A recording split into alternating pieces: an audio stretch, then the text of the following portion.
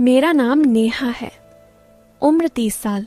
मेरी शादी को 5.5 साल हो चुके हैं। मेरा पति रोहन दिल्ली में एक बड़ी आईटी कंपनी में सीनियर मैनेजर हैं। महीने में 2 हफ्ते तो घर पर ही नहीं होते, विदेश के प्रोजेक्ट चलते रहते हैं। हम लोग लखनऊ के एक अच्छे इलाके में फ्लैट में रहते हैं। घर में सिर्फ 3 लोग हैं, मैं, रोहन और उनका छोटा भाई विक्रम। विक्रम की उम्र 25 साल। अभी अभी MBA पूरा किया है और रोहन ने उसे अपने साथ ही कंपनी में जॉब दिलवा दी है। विक्रम हमारे साथ ही रहता है। विक्रम बहुत शरीफ और हंसमुख लड़का है। लंबा, गोरा, जिम जाता है, हमेशा साफ सुथरे कपड़े। जब भी रोहन बाहर होते हैं, विक्रम मेरा पूरा ख्याल रखता है। कभी मार्केट से मेरी पसंद की चॉकलेट ले आता है, कभी देर रात तक मेरे साथ फिल्म देखता है। मैं उसे विक्की बुलाती हूँ, वो मुझे भाभी कहकर चिढ़ाता है। सब कुछ पिछले साल की गर्मियों से बदलना शुरू हुआ। रोहन को अमेरिका का एक लंबा प्रोजेक्ट मिल गया था, 6 महीने का। जाने से पहले उसने विक्रम से कहा था, भाई नेहा का पूरा ध्यान रखना, वो अकेली बोर हो जाती है। विक्रम ने हंसते हुए सैल्यूट ठोका था। बॉस चिंता मत करो, भाभी को प्रिंसेस ट्रीटमेंट मिलेगा। रोहन के जाने के बाद घर में सिर्फ हम दोनों रह गए। पहले हफ्ते तो सब नॉर्मल था। सुबह विक्रम ऑफिस चला जाता, शाम को आता, हम साथ खाना खाते, थोड़ी बातें करते, सो जाते। लेकिन दूसरे हफ्ते से एक रात बिजली चली गई, एसी बंद। गर्मी असहनीय थी।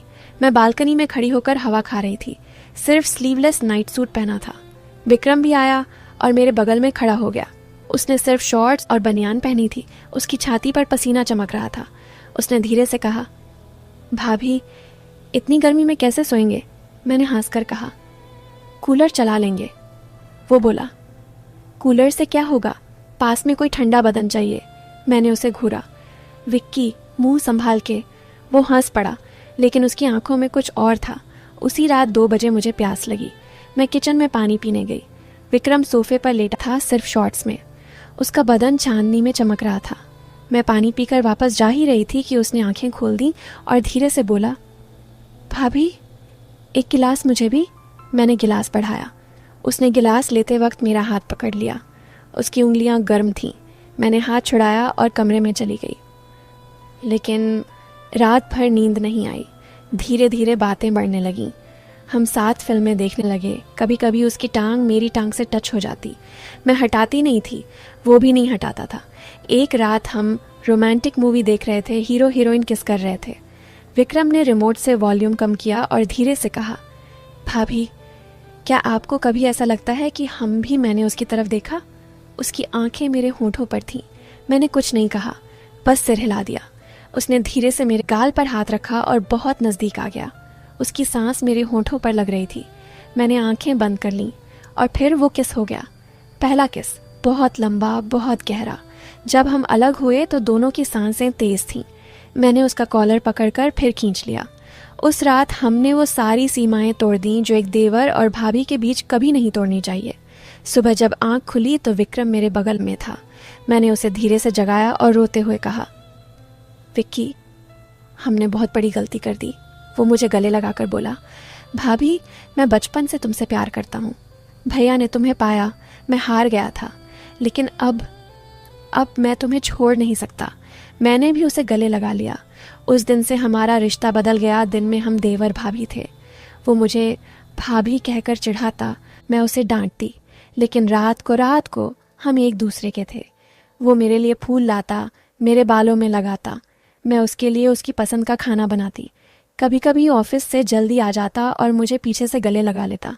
मैं हंस पड़ती। हमारा घर प्यार से भर गया था। 3 महीने ऐसे ही बीते। फिर रोहन का मैसेज आया, नेहा प्रोजेक्ट पूरा, अगले हफ्ते आ रहा हूँ। मेरा दिल बैठ गया। मैंने विक्रम को बताया। वो चुप रहा।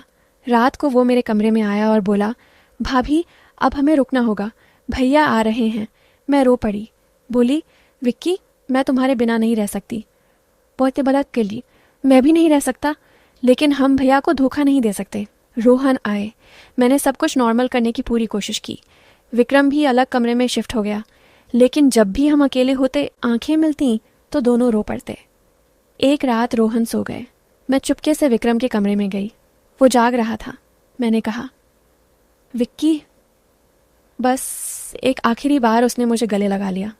उस रात हमने फिर वही किया, लेकिन सुबह विक्रम ने मुझसे कहा, भाभी मैं दिल्ली ट्रांसफ़र ले रहा हूँ, कंपनी में बात कर ली है, यहाँ रहा तो हम तीनों बर्बाद हो जाएंगे।